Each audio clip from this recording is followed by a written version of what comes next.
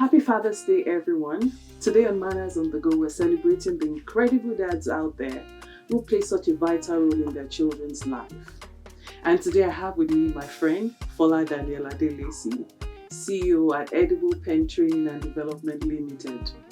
He is an international keynote speaker, training facilitator, and communications professional. He is a highly engaging training facilitator who holds his large audience spellbound when speaking at gatherings. Apart from his several platforms, which includes banks and insurance companies and religious organizations, he has been a part of some national television shows and he speaks so intelligently. He is an author of more than 16 published books, business consultant, and highly skilled master of ceremony with excellent poise and diction. He was on the Debaters TV reality show Season 1. He presented You Can on Radio Continental in 2011 and he did motivational segments on Galaxy Television from December 2008 to August 2009. He currently features consistently on Channels Television and Television Continental, two of the leading TV stations in Nigeria, to discuss national and youth issues. He trained as a communications professional and works as a business consultant. Fola, welcome to Manners on the Go. Thank you very much. I invited Fola here today because I'm thrilled about the book he wrote about his father, The Mentoring Father. And, since it's Father's Day today, I'd like to ask you a few questions, Fola. Is that okay? That's fine. Okay, fantastic. So many of us think of dads as the providers, the ones who bring home the bacon. But there's so much more to fatherhood, isn't there, Fola? Absolutely. And I like the fact that you have talked about how mostly fathers are seen as providers, and that's what it is in most parts of the world. And I can tell you that now that I'm a father myself, while it's a thing of pride that we looked forward to, it can be very painful as well because most fathers are underappreciated. Most fathers don't even get the credits or the accolades that they deserve, and they keep quiet about it. But deep down, it's a painful thing. And there are some who have gone the extra mile to even manipulate the children against their fathers so that they can get all the credits that is due to the fathers. So there's so many things that fathers are dealing with. They are starved of attention, and they're looking at their children, they're looking at their wives, and they're wondering, what do I even do with myself? And in all of that, you're still thinking of how to pay the next bill. So it's one thing that fathers are struggling with when we have something like men's hangout. Some people just say things like, I don't even want to think about it. I just want to pay the next bill and God just help me. Wow. So it's an amazing thing. It's interesting, but all the same, we're still glad that we're able to do that. Yeah, so maybe that's why we have a day called the Father's Day. So we really want At least to thank you for appreciate that one day in fathers. 365 days. Of all the women's days that you have. Thank you. We do too much. All right, so before we dive in, I'd like to know what inspired that book, The Mentoring Father. One of the things that inspired it was first the fact that I wanted to honor my own father in a particular way, and I thought about the best way to honor him, and what I could think of was to write down most of what I saw about him, the things that I saw him do to other people, and how I learned from him. I realized that there were quite a number of things that he was doing. There were quite a number of things that he said to other people. I saw them, I witnessed them. They were not a formal mentoring session, but that's exactly what mentoring is. So I noticed that these days we seem to have formalized or over-formalized mentoring. But what was happening between me and him, even though it was informal, that's exactly the definition of mentoring. Today, the way I drive is largely influenced by my father. He doesn't overspeed. If you want to overspeed, he will tell you, the road is free, you can overtake. Don't tell me to get out of the way, just change your lane and overtake. He doesn't do more than 100 most times. He tells you this is how you drive. You don't wait till you're almost into the car ahead of you before you slam your brakes, and you don't even slam your brakes. You gently apply the brakes. So when I see people or when I'm in other people's cars and they are slamming the brakes, I cringe. I'm almost reaching out for the hanger. I'm like, why are you driving like this? I get uncomfortable. And guess what? Because I now drive the way I saw him drive, my wife, my children, they're picking that up. When they start driving, they will drive exactly the way I drive. So those are the things that happen to us. That's why I said, number one, I wanted to, immortalize him.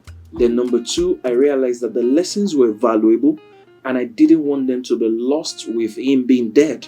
So I found a way to put them down so that somebody else can read them. And his grandchildren who didn't meet him, I wanted them to know their grandfather and to understand who he was. Thank you. And I commiserate with you on the loss of your father. Thank you. Okay, so beyond providing, what do you think fathers can do, more with their children? The first thing is to provide the right kind of mentoring and to do it intentionally. So, like I said, most fathers have a form of informal mentoring with their children, but we need to be a bit more deliberate about it.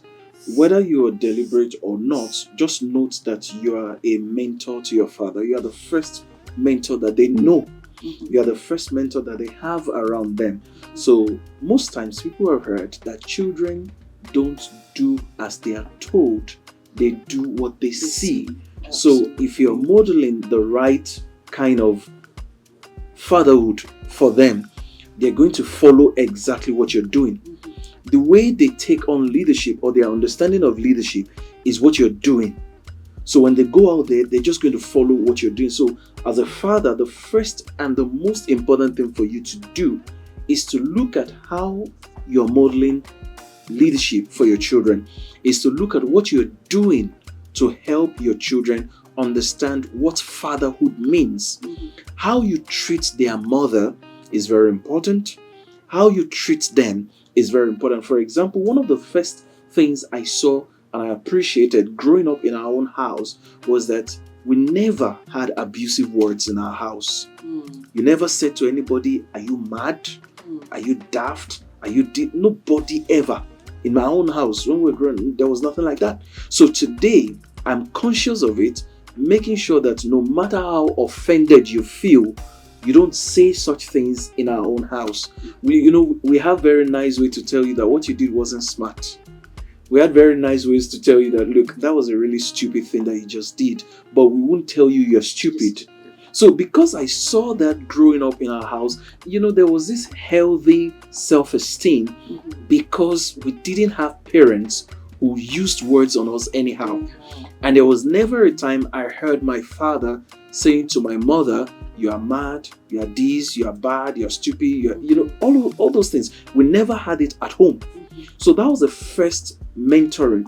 Then the other thing was that there was never a time I saw my father raising his hand against my mom. So all of those things already told me how to treat somebody else. So because that was there, without him telling me, I already knew what should be. So fathers need to understand that their first and most important responsibility is mentoring, because your son will most likely become another version of you. If they become more intentional, they'll be slightly different. But by default, they're just going to become another version of you. So that's why you need to be more deliberate with mentoring. Maybe the question we should ask the fathers of today is, would you like your son to be like you? Or would you like your daughter to be like you? Or would you like your daughter to marry someone that is like you? Thank you for that, Fola. Okay. So traditionally, fathers are known to be the disciplinarians, while we leave the mothers to handle manners. Yeah. How do we challenge this stereotype? It's a trap. It is a trap. Don't fall for it. So let me tell you what I try to do. Sometimes I notice that women intentionally want to push that disciplinarian roles to us. And while it is actually, I agree, it's our role by default, there are times when unconsciously our wives may almost want to become manipulative about it, unconsciously. So they try to make you look like the disciplinarian, and then you want to wield the stick all the time. And then they show the affectionate, the caring part. So after a few years, you realize that your children are lost on you, or you are lost on them, whichever way it is. So while raising them, you lost touch with them. You didn't build an affection. You didn't build any relationship. So now they are grown and they don't have a relationship with you, but they have a relationship with their mother. Not because you were a bad person, but because you were simply projected to them as the disciplinarian, the one who must always set them straight. But you didn't strike a balance, and you kept appearing as the disciplinarian, and the mother kept appearing as the one who cared. Yeah. So that's why I said it's a trap. If you need to discipline them, do it, and sometimes explain to them why you've just had to discipline them. And sometimes there are times what I do is when I'm expected to, wield the stick as the disciplinarian, I just talk to them. There are times I do that. And there are times when I give them a warning. I give you the first warning, give you the second warning, give you the third warning. And I tell you after the third time, I'm going to come hard on you and stuff like that. But sometimes I go more than 10 warnings before I do anything. So what I have done is to make sure I do a lot of warnings so that by the time I deal with you, you will not be able to excuse it. You won't say I didn't warn you. So I try as much as possible to avoid the disciplinarian person, but because it's a natural instinct for men, and children naturally, default to their fathers as the disciplinarian. So without you exercising much energy, they already respect you. They already see you as the person who is stronger. But what you also have to do is try as much as possible to communicate through the discipline. When I say communicate through the discipline, that way they know what they did was wrong. They understand why they are being disciplined, and they know that this is the way to go about it the next time. For example, when we were growing up, we got beaten for so many things that we didn't even know. Absolutely, I agree with you. That's why so many people till today, still have a mad relationship with their parents.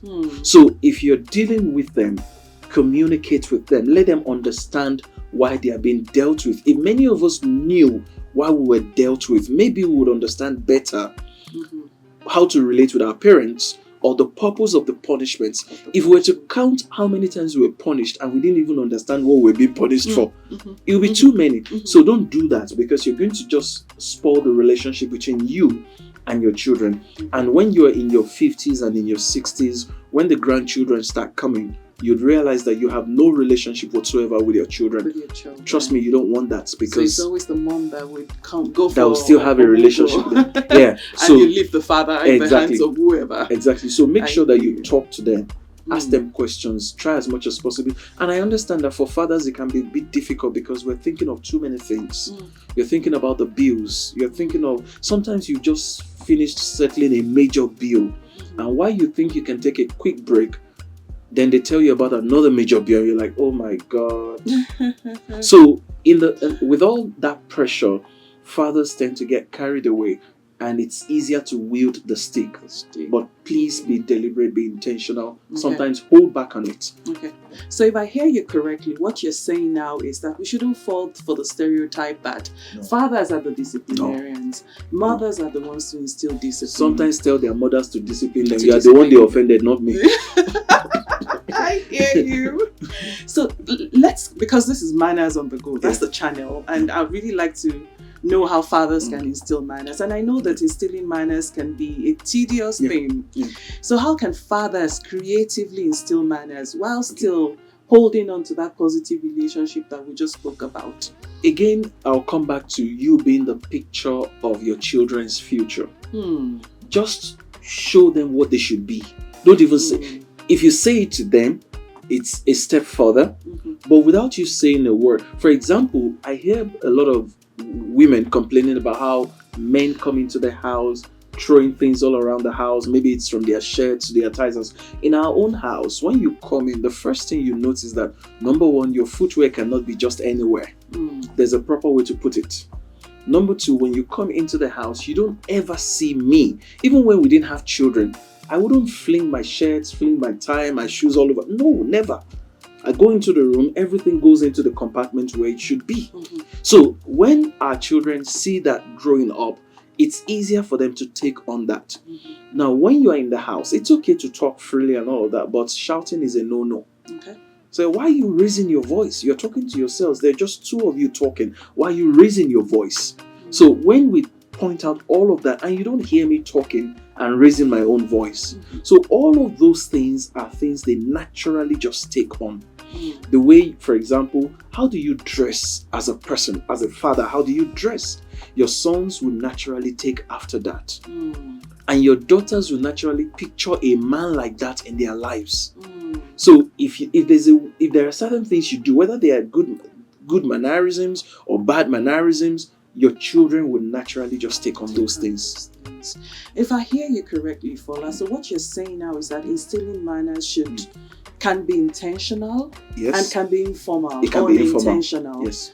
So how can we now be more deliberate so about it? When you do things, explain to them why you do the things that you do, so that they don't just copy you blindly. Now, if you're telling them not to do certain things this way, then explain to them why maybe you are doing it, but you're saying, look, I wish I could change this earlier. I don't have a choice again. But you are still young. Okay. You can still change it. But at my own age, it's now difficult to change or something like that. So talk to them. Say, for example, this is how a man should knot his tie, and this is why you knot your tie like this. For example, if you're wearing a cap, maybe it's a native cap, this is why you wear your cap, this is how to wear it, that kind of a thing. So be more intentional. Talk to them. There are quite a number of times I've had to correct my son about how he wears his shoes. Because I noticed that, he doesn't have a bow leg, but he wants to walk in a certain manner. I'm like, that's why you're spoiling your shoes. Walk like this, walk straight. And then I tell my daughter sometimes, because she has the tendency to be on the plus size. She's not yet on the plus size, but she seems to take a bit of my own stature and then take on the height of the mother. Okay. So she's probably going to be huge. And then I see her walking on something. Don't walk like you're a giant. You just walk gently. She's almost stamping her feet. Okay. So those little things, you call them, explain it to them, tell them this is why this has to be like this, or this is how to do this. So talk to them. That's one very important thing. You won't get tired of correcting. That's one thing you must be used to as a father. Okay. Sometimes in fact, I've been nicknamed. It's like, you talk too much. Must you complain about everything? I have to talk about almost everything, because these children will not hear once. Okay. So don't get tired of complaining or correcting. Okay. So long as maybe more of correcting than actually. Yes, correcting. So you need to try as much as possible to keep correcting until they get it right. Okay. Because there comes a time when you will not be there, and they'll have to do those things by themselves. So talk to them, correct them, and demonstrate it for them. Yes. Talk to them, correct them, demonstrate it. Yes. So there's a difference between we're talking about it, but we're not acting it. Because children will also pick what they're seeing much more than what you're saying. Exactly. So make sure that you're also acting what you're saying. Absolutely. And I want us to emphasize on the fact that complaining can be counterproductive. It can be, yes. It can be. It should be more of correcting and making them see reasons. Absolutely. And truth is that children, maybe sometimes we think that children are not cognitively strong enough or too young to understand what you're saying. So it's important for us to correct something and say why those things need to be corrected. Absolutely. So, good manners often involve social skills. Yeah. How can fathers help their children develop these social skills, especially in today's technological driven world? And I want us to be a bit practical, especially from that book that you wrote about the mentoring father. What are those practical things, especially that has to do with manners, that you got from your father? Okay, as far as manners are concerned, first of all, I saw the way he would dress. Okay.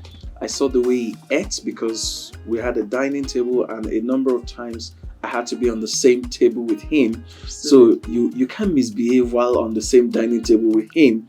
I mentioned that I saw the way he drove as well, which also informed how I started driving. I saw him speak a few times on stage. But my own son and daughter now have an advantage, because they see me speak on stage all the time, almost every week, which is easier for them, because when they now want to go on stage, there's a picture in their mind already. Now, one of the things I've started helping them with is what they do when they eat. Okay. They make some noise when they eat. And I tell them, stop that. You don't do that. I correct them, you don't take more than you can chew per time. Okay. For example, what you're taking is too much. Make it smaller. Okay. When they see me eat, most times I eat with a cutlery. Mm-hmm. I know that here people shout and make all sort of noise and all of that. The food that you're eating doesn't taste better because you use a cutlery or use your fingers. Your palate is what determines the taste, not your cutlery.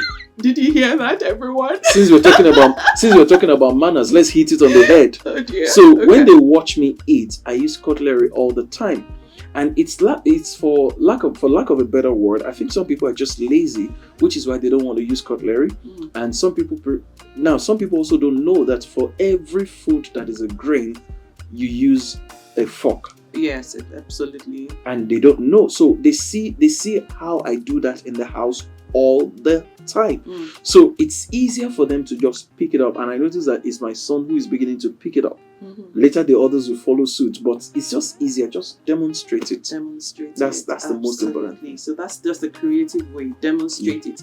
It's not going to be easy for you to teach them how to use the fork and knife without demonstrating it. They'll watch So you. it's got to be demonstrated. Thank you so much. And then let's talk about the fact that many of us these days want YouTube and maybe other platforms to teach our children manners instead of you taking time to teach them. So what do you have to say to the fathers out there, especially? One of the things I can say is that while YouTube can teach them or formalize the knowledge for them, YouTube will still go into their subconscious, but the one that will be in their conscious mind is what they learn from you. So that's why you need to pay attention to what you are doing at home. For example, when I'm at home, they see me working a lot on my system. They see that I have an office space where I'm doing quite a number of things. That communicates something to them. And sometimes when the way I talk, my choice of words, they hear it all the time. Okay. So if, for example, we've had a few times when one of them would say something, and the first question my wife and I would ask them is, have you ever heard us in this house use that word? So when we challenge them like that, they know that it's a no-no in this house. Since you've never heard us use that word, it tells you that it's not permitted in this house. And they understand that, okay, they picked it from somewhere else. And since that's not a language in our own house, then it's not permitted. And for a while, I don't think we've ever heard such words again. And now the reason it's easier for us to correct them is because we don't use such words too. So we're careful, because sometimes when we're talking on the phone, they're unconsciously listening to us because you're just walking around the house taking a phone call. I also quickly should correct that sometimes when you're taking a phone call in the house, be careful when your children are close by. Yes, be very careful. It doesn't mean that what you're saying or the person you're talking to, you're doing something bad or stuff like that, but there's a way you should talk whenever your children are around. You may be having a banter with your friends, which is nothing wrong, but if your children are there, be careful how you say things because they are picking up what you're saying. And there are times they're just almost staring at you in the face. And I've corrected them. When I'm talking, you don't look at me like that because it's not a conversation with you. I'm having a conversation with somebody else. So why are you staring at me as if you're the one I'm talking to? And there are times they want to butt into our conversations when we have people physically present. I say, don't do that again. So do you correct them right there and then? Sometimes we do, depending on who is there. Okay. If the person is, for example, a close friend, I can quickly correct them that, look, this conversation is not about you. Okay. You have no business butting into a conversation.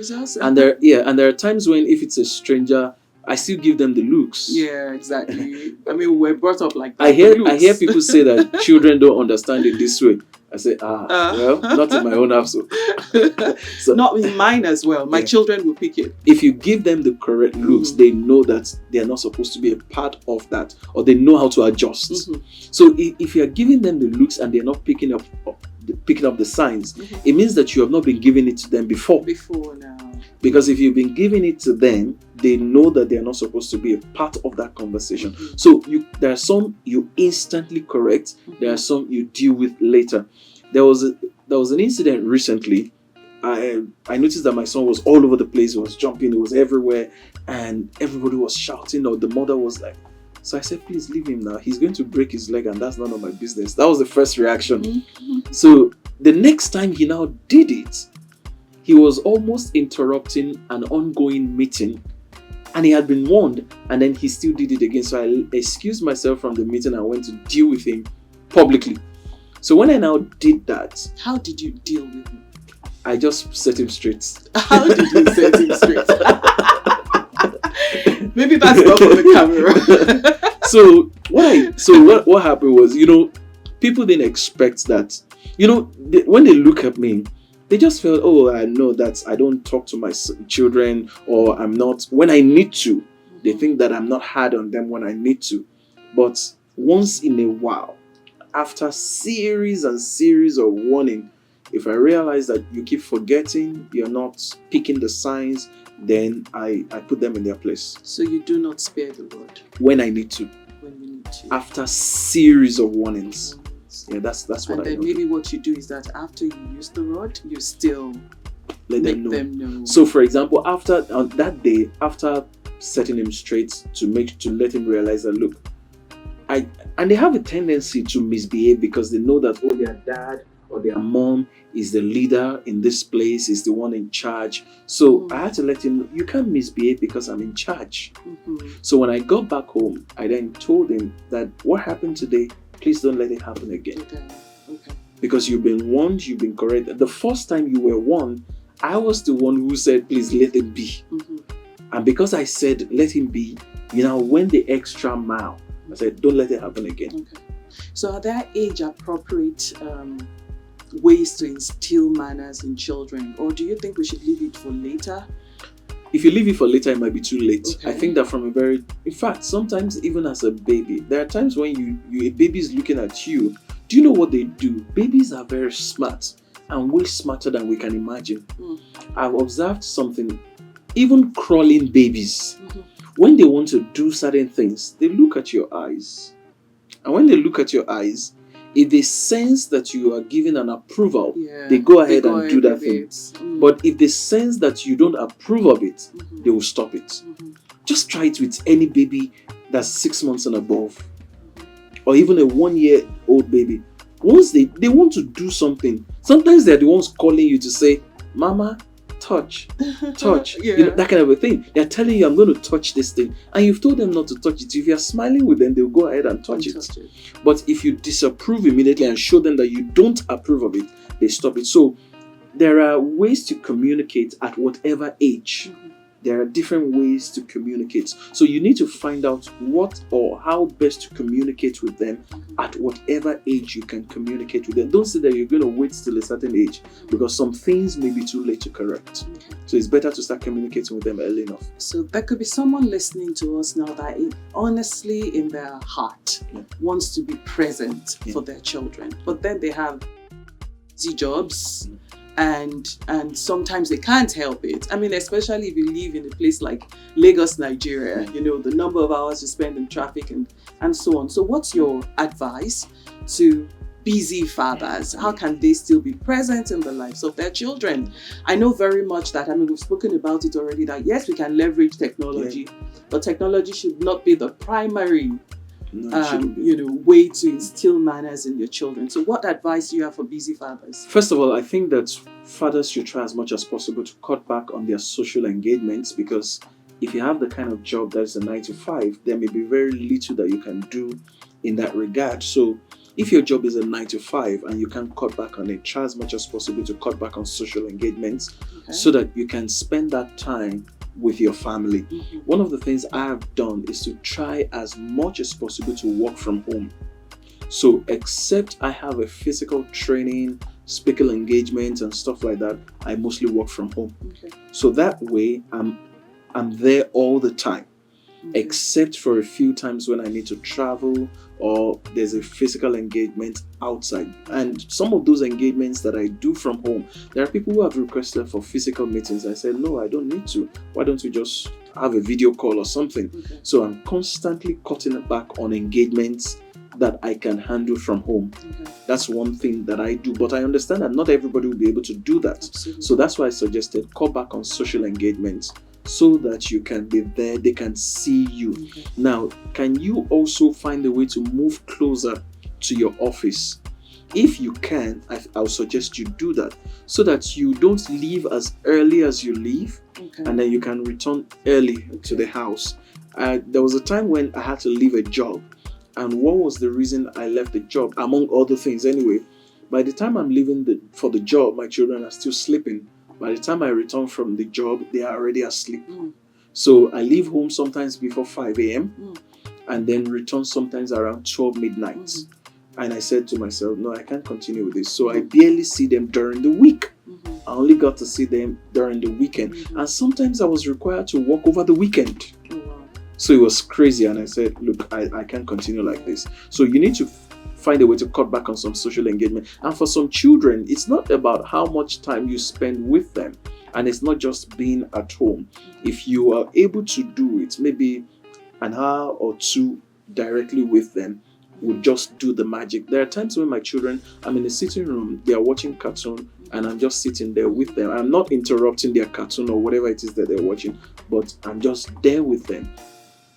I don't know how to even put it. I don't understand what they're even watching. Yeah. I'm not a cartoon person, but I'm just looking at the thing. I'm like, okay, I don't understand how this thing fascinates you guys, but okay, that's what you're watching. I just watch sometimes with them. So those things are things that will give them the memory. And when you're going back home, don't go back home empty-handed all the time. Okay. Those little things count. I know that yes, you're already the father, you're already the provider and stuff like that. But you know, a number of times, the memories we remember, the good memories we have of our fathers are those days when, you know, they came back home. You know, you're talking with your friends, you say, you remember those days when daddy used to buy kilishi? Mm-hmm. Remember those days when daddy used to buy suya, when he used to buy this and that? So there are little things that matter to the children as well. Absolutely. So it's not in the size of the gift, it's just in the gesture and the consistency of the gift. Yeah, so cut back on social engagements to be with them, work from home if you can, move closer to your office if it's an option. Then when you come back home, little things like that, buy gifts, give them a treat. There are sometimes, once in a while at home, I do what they call Thank God It's Friday. Okay. I say, okay guys, so what do you want? What kind of drinks do you want tonight? I say, okay, go and buy drinks for yourself. Or if it's whatever it is that they can buy, go get it and then I pay for it. So what I hear from you is that it's not, even when we're not there physically, maybe we have busy jobs as fathers, every free time that you have, exactly, you need to be deliberate about it. Don't let others take it away from your family. Exactly. Don't let social engagements take away. Because there are times when people have gone to work Monday to Friday and Saturdays are for social engagements again. Okay. So you're not there with your family. Then Sunday, maybe after church, some don't even go. You have some other engagements again. Come on. You've given Monday to Friday to your employer. The least you can do is to give Saturday, Sunday to your family. Yeah. And maybe there are times you can deliberately cut down on some things, refuse to do some things, so just that you can be there you with want your to family. be there Exactly. for you. So I'm sure there are a few of my listeners that are single mothers. Yeah. You know. Yeah. How do you suggest that they still play the father role in the lives of their children? Do you subscribe, for instance, to having the children having father figures? I really just want to know why a father must be present, whether biological or non-biological. So the thing is, I don't want to put them under undue pressure. Sometimes when it's already tough to be a single mother. Absolutely. If you have to raise the children yourself, you have to pay the bills by yourself, you have to nurture them, you have to discipline them by yourself. One of the things you can try to do, if you have your own brothers, either younger or older, who can, come around once in a while and show them love and stuff like that they can defer to on some issues, I think that you should allow them play that role in their lives, because you can't overemphasize the place and the role of fathers in the lives of children. That's why, for example, when fathers and mothers talk to children, mothers spend more energy trying to correct the children than fathers do. It's a natural gifting for men that we don't talk too much and we get the children to do what we want them to do. Which is why it's still important for the fathers or the men to be there, whether they are biological fathers or not. If you belong to a religious circle, for example, and you have your trusted leaders, you can, from time to time, take your children with you to see them. They can play that role as well. They can, talk to them, counsel them. That can be something. If you also have a friend that is a responsible friend, that person can play that role. We're not asking you to transfer your responsibility. It's just that they have somebody who is responsible, who's like a role model that they can talk to, can ask questions. For example, in the US, I don't have the specific figure right now, but there's a data that makes us understand that for most homes, particularly African American homes, where the fathers aren't present, the children are most likely going to end up in prison. I've seen that before, actually. So the problem is when the fathers are not there, there's nobody to set the children straight. But with the fathers being there, they are more under control. There's more restraint when the fathers are there. Take, for example, do you know that today, if you think back, there are certain things you would have thought your father would have killed you for. But it's today that you know that your father wouldn't have killed you. But you didn't do them just because your father is alive and your father is there. So that's one of the things that they need to do. So the single mothers, I empathize with you that you have to raise your children. And I think that people should stop the stigma with, people who are single mothers. Don't stigmatize them.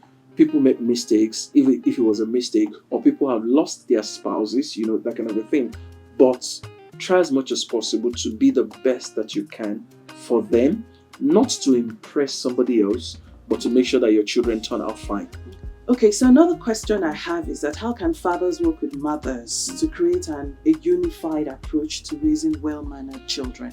So in our own house, what I try to do is, if, for example, my children have gone to my wife to ask for something, and I notice that my wife has already declined, and they come to me, I also decline. Because children can also be manipulative. I know that. So try as much as possible. Don't try to impress them by giving approval for what your wife has already declined. There are times when I don't like the fact that my wife declined, because I think that it doesn't cost us anything to give it to them. But just for the fact that she has already declined, I don't have a choice. I then decline just because she has declined. However, there are times when, rather than give approval, despite the fact that she has declined, I then face her and say, okay, why don't you just a little, just cut them some slack, let them have it. But if she still insists, then I don't. But there are other times when I also say, okay, you guys, you can have this for today. And after that, no more. But it's important to agree, to be on the same page as far as discipline is concerned, because if one of the children or your only child or any of the children is trying to misbehave, they already know who to defer to when they want to be cut some slack. Exactly. And if that person seems to have more say in the marriage or in the relationship, then the children or that particular child will keep doing that thing and keep having his or her way. So try as much as possible to make sure that as far as discipline is concerned, you agree. As far as giving them a treat is concerned, you agree. Just because you want to be on the same page. Absolutely. So you see, fathers face many challenges in today's society. Can you share some common struggles dads have and offer advice on how they can overcome it? The first is empathy. A lot of people think that, you're a man, you should be strong and all of that. And, you see a man struggling to do as much as he can. He's hitting a brick wall with increasing whatever capacity he has to provide. And while he's hitting that brick wall, he's still providing. And you still keep hearing things like, it's not enough, it's not enough, it's not enough. So the first and the most important thing that men always have to deal with, or a lot of men have to deal with, is lack of empathy. So we understand that things are tough. They've always been that way. They're just getting tougher and becoming a little more difficult, or everybody's being squeezed out right now. But show more empathy. No matter how little the man puts on the table, The way, don't be insensitive. While you're saying what you're saying because of the reality in the market, what about the man who has already squeezed himself? I mean, when I say squeeze, I mean squeezed to get it out. So the first thing is to show empathy. Say, my love, I know that things are hard. I appreciate you. Thank you. God bless you. And God will give you more. That reaction alone encourages. So rather than just having an entitlement mentality or reacting as though, yes, it's your duty, who else should do it? There are men whose duty it is that are not doing it. Yeah. There are men whose duty it is that they didn't even stay. They don't even have that father figure at home. Or some women don't even have their husbands. Some women, it's not a good thing. Some women would rather have the man, even though he's irresponsible, they would rather have him at home. And they don't have him. So the man, he's there, he's doing it, no matter how little it is, empathize with him. That's the first thing to do, empathize. So sometimes, then the other thing is the assumption that because we're at home, we're not doing anything. The way our brain works is that while we're at home, I'm already calculating how to pay the next bill. Yeah. I'm trying to figure out how to sort this one, So our brain is working while it looks like we're at home, we're doing nothing. Then many of us are also planners. So the things we want to execute, we've been planning for days how to execute it. But you just come and say, can you help me fix this thing? And you want it fixed now. No. It doesn't. So you want something done. Okay, you've told us. Relax, just wait. We're going to do it. Even if you remind us 4 weeks later. Oh, no, that's not come on. Just kidding. Just kidding. But that one of the things I see is that sometimes women want something and they want it now. Cut us some slack.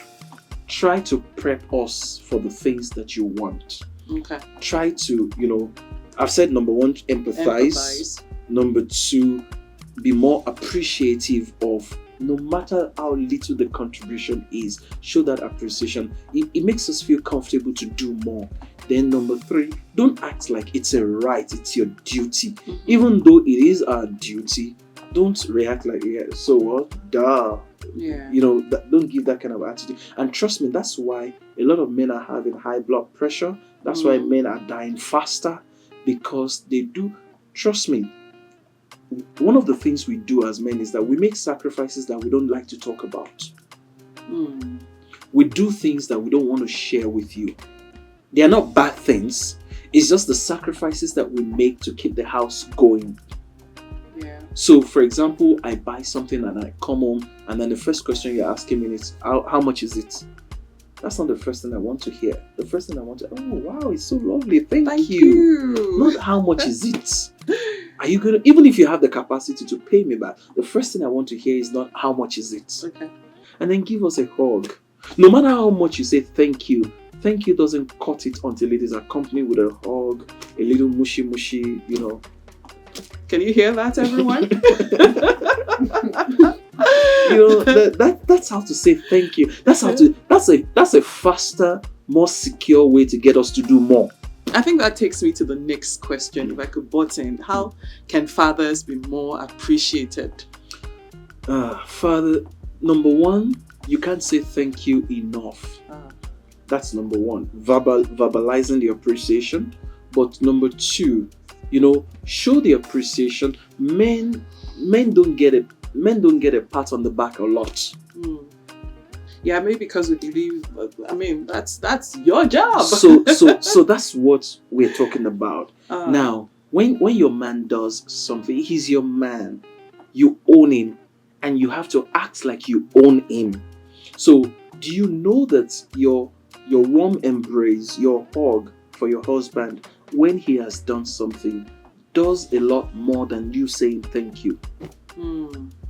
So the non-verbal communication, and we train that. We see how important non-verbal communication So when you get something or he does something, and you go ahead to say thank you, and you hug him, you rub his back, if it's a massage and whatever that leads to, you're on your own. But when you give him a hug, what you're saying with that hug is, I see the sacrifices.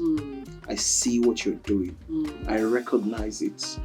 And maybe one thing I can add is that you should also teach your children to appreciate their father. Exactly. And don't assume don't that act like it's a normal thing. Some people even that. act like it's some mothers act like they are the ones that did it. Sad. And they don't ever make the children understand, oh, it was your father. Some people do that. It's unfair, actually. So a lot of men weep internally, because they don't show emotions. You don't see them crying, and the fact that they bottle a lot of emotions, it becomes sickness in the bodies of many men. It becomes sickness. That's why some of them have blood pressure, prostrate, so many things that you can't even think about, because there's nobody to talk to. And there are times when, again, they even blackmail. Too many men are emotionally blackmailed in their own house. Oh, wow. Can you expatiate on that? So, for example, when they want to talk about how they are not well appreciated, and you start responding like, is it not your duty? That's an emotional blackmail. Or are you not supposed to be doing it? Oh, you want me to go and jump on the street and put billboard out there just because you did this one? That's an emotional blackmail. Oh, wow. And when he does something and you don't get the children to appreciate as well, and so what's the big deal? Your mates are doing more than that. That's an emotional blackmail. Oh, wow. So there are times when you now see certain things, you want to say it, because you know how it will be met with a reaction, you then hold back. So there are men today, and a lot of them, who are beginning to hold back. There are feedback we want to give. They are good feedback, but you don't want to give the feedback because it will be seen and tagged as complaining. Oh, wow. So we sometimes get to keep quiet. You keep quiet. You keep it to yourself. And even sometimes, that doesn't happen everywhere, but there are sometimes when the man wants to correct the children, and maybe the wife feels you're being too hard on them. So the man sees certain things in the children he wants to correct, and he also holds back because he knows that you're going to probably complain that he's being too hard on them. Yeah. Now that's not very common, but I've also seen it. How the most important thing is just make sure that creates the atmosphere for your man to talk. Okay. When women complain that men don't talk, the question is, did you really create the atmosphere for the man to talk? So you need to create the atmosphere for the man to talk. That's quite instructive, and we're about to bring this to a close, but I'll ask a quick question. Yeah. Can you tell us what the action or inaction of fathers of today, as at today, would translate when they're old, when they're over in the middle age, or when they become grandfathers? What will your actions or inactions today translate to when you become an old person? First of all, if you look at that book that you referred to, The Mentoring Father, Mentoring Father, one of the things I'm most grateful for, as far as my father is concerned, is the decisions he made about the schools that I went to. Okay. First of all, my primary school, and secondly, Mayflower School, which is I think that was one of the best decisions my father made for me. Okay. I remember, and the reason I call it one of the best decisions is that when I first got into that school, I wanted to pull out like 3 days later. I felt it was a crazy place. It was a tough situation. It was more like a prison. Of course, we had numbers. As soon as you're admitted, each person is given a student number, and then you have to memorize the number for the rest of your stay in that school. Wow. So it was crazy. We were treated, acted like prisoners. In fact, at some point when we got over it, we started calling ourselves prisoners. It was all jokes anyway. Wow. But looking back today, I realized that one of the things that cooked me up for where I am today is my experience in that school.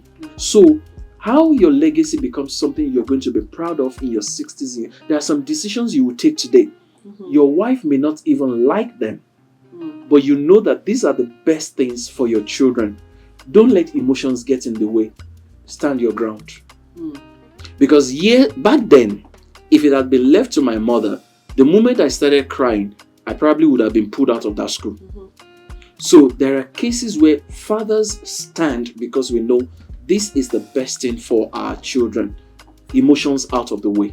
So if you know it's the best for your children, regardless of the emotion, take your stand, because 30 years from now, you will enjoy it. Okay. So I think any decision you can take today that you know the children will turn out fine, stand firm with it. Okay. That you know that the children will turn out fine. Stand firm and with you know, it. in the multitude of counsel. Yeah. So I mean, a father might be listening now and would think that I can unilaterally make decisions without once it is clear, counsel. once it is clear that maybe the woman is just being emotional and trying to overindulge the children, then don't allow that. So long as it has nothing to do with overindulging. Please. Absolutely. Yeah. Thank you, FDA. It's been a very impactful session today. So on a final note, I'd like to ask you 3 specific things you caught from your father and you're most grateful for. I'll share mine as well. Okay. So the first would be his diction. He had very limited education. I think he didn't have a tertiary education. So, but when you hear him speak, you would not say that he didn't go to a university. So his diction, his leadership, and his sense of investment. Oh, wow. Diction, leadership, and the sense of investment. Thank you. Wow. That's nice.